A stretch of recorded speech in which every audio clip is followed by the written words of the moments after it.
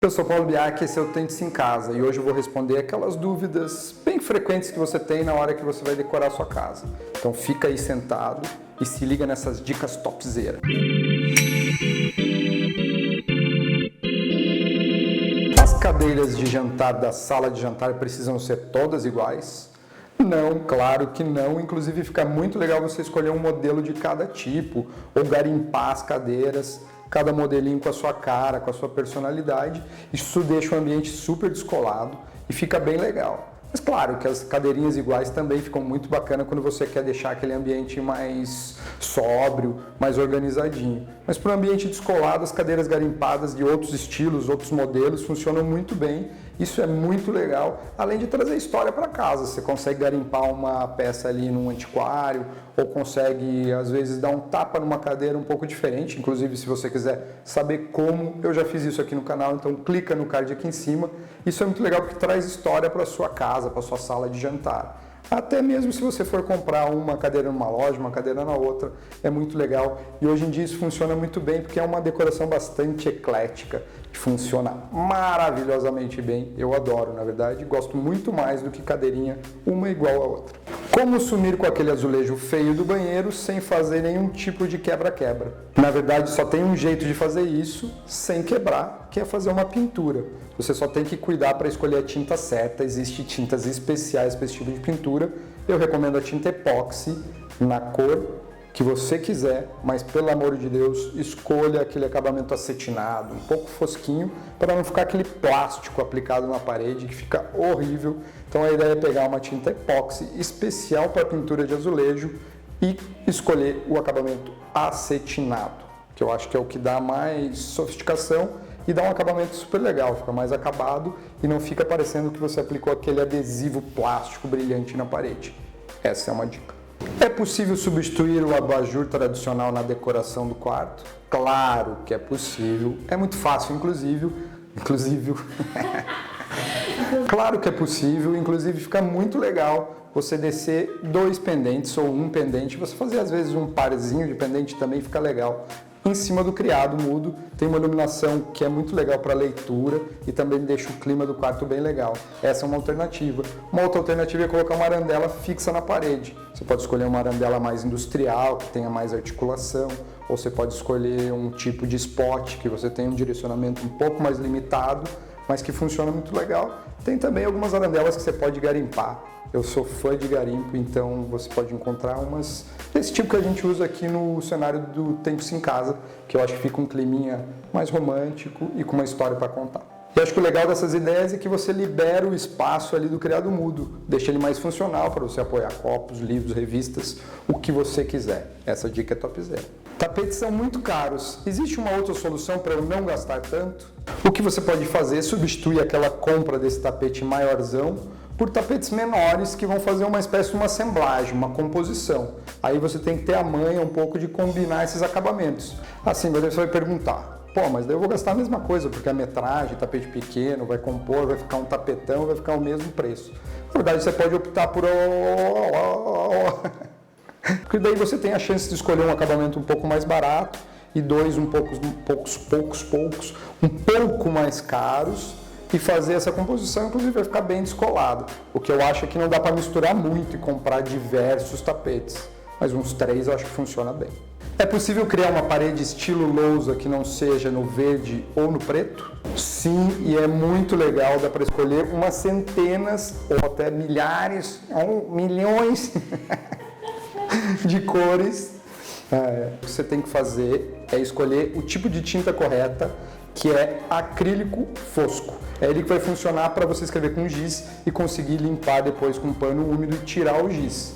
Uma coisa bem importante é que a parede tem que estar super bem acabada, porque senão ela vai dificultar essa limpeza, a aplicação da tinta e tudo mais. Mas você tem muitas opções de cores, centenas, milhares, milhões. Existe uma altura correta para a instalação dos pendentes? Na verdade, isso tem muito a ver com o conforto visual e para o clima que você quer. Mas tem uma regrinha básica que é mais ou menos 75 a 85 centímetros do tampo da mesa.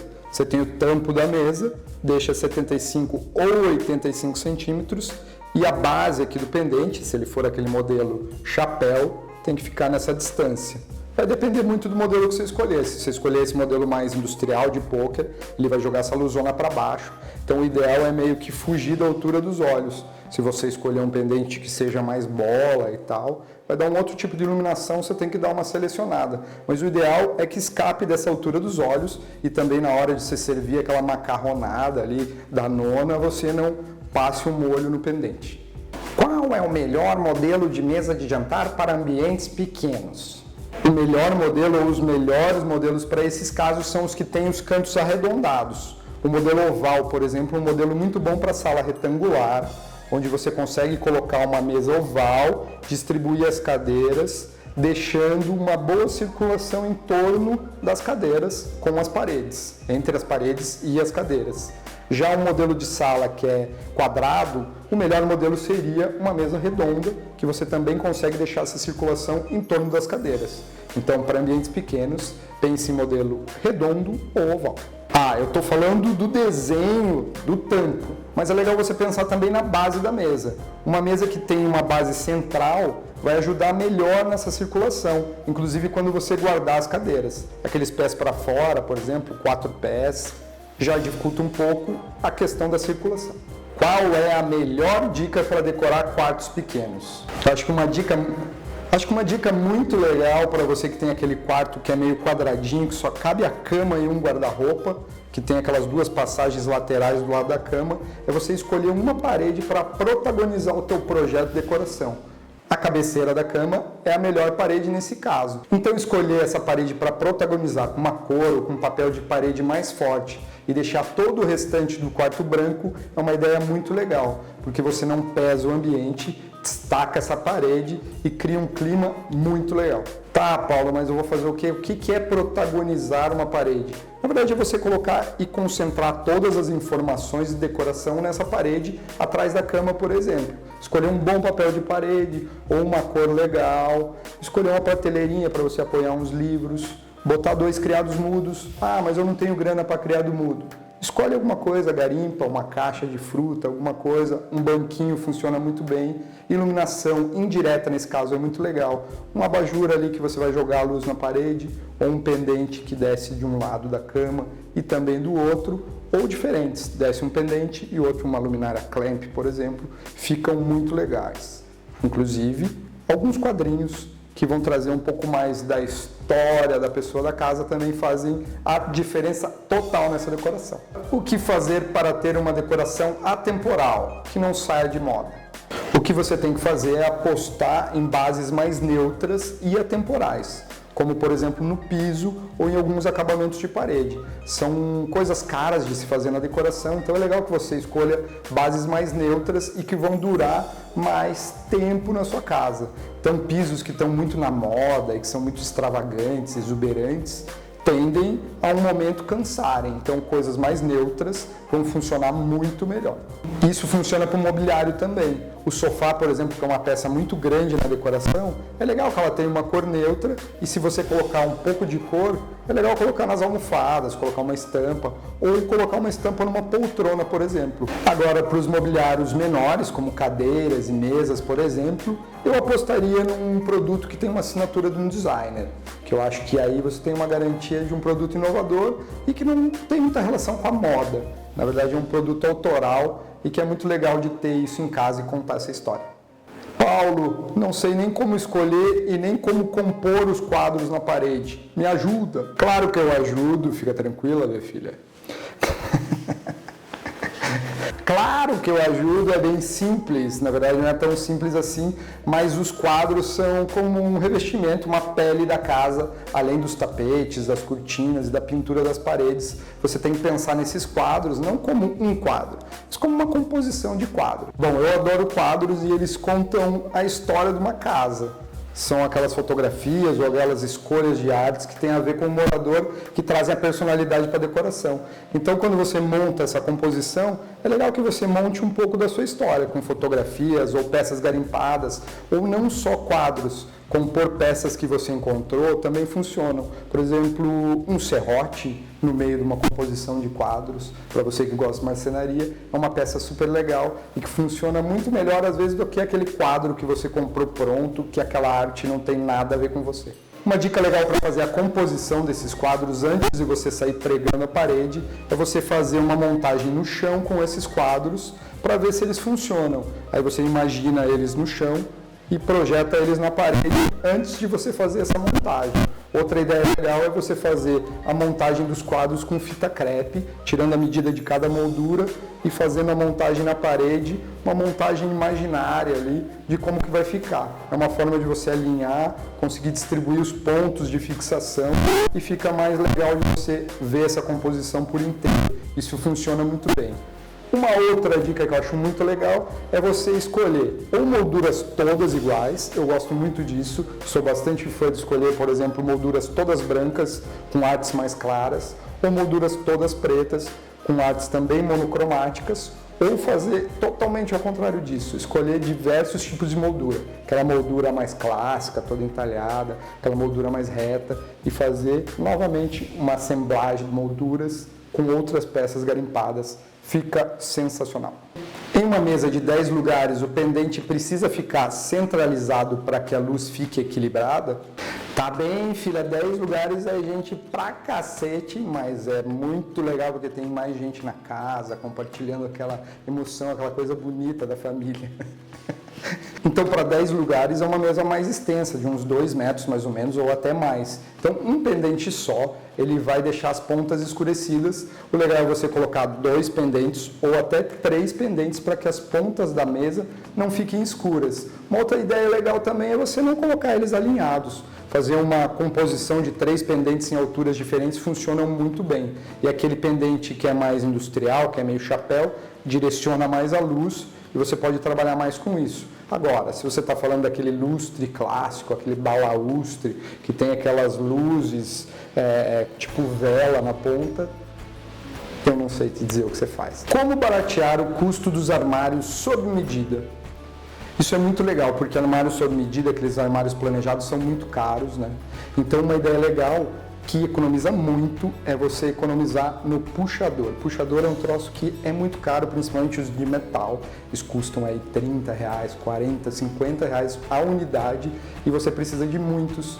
Então use um projeto ou pense num projeto de imobiliário que tem esses puxadores embutidos ali, como uma cava ou até mesmo um buraco na porta. Você já economiza muito, economiza horrores ali sem precisar dos puxadores. Uma outra ideia é você economizar nas portas. Aí vai muito do gosto pessoal ou também da função que você quer para esse armário.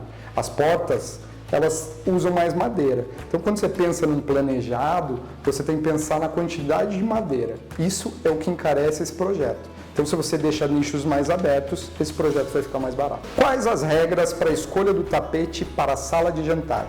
Uma regra muito clara é você escolher um tamanho de tapete que acomode a mesa de jantar e também as cadeiras que compõem essa sala de jantar.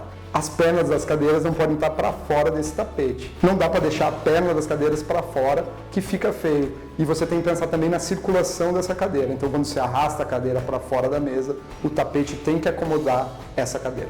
Posso ter um sofá de couro e um outro de tecido na mesma sala? Claro que pode, desde que você coordene os tons do sofá. Eu acho que funciona muito bem, por exemplo, quando você pensa nas cores complementares. Aí, se você está falando de couro, talvez não tenha muita cor.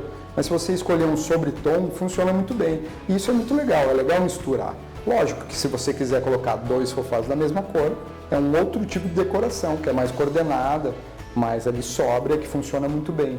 Mas se você quiser colocar 2 sofás em tons diferentes, pense nessa coordenação.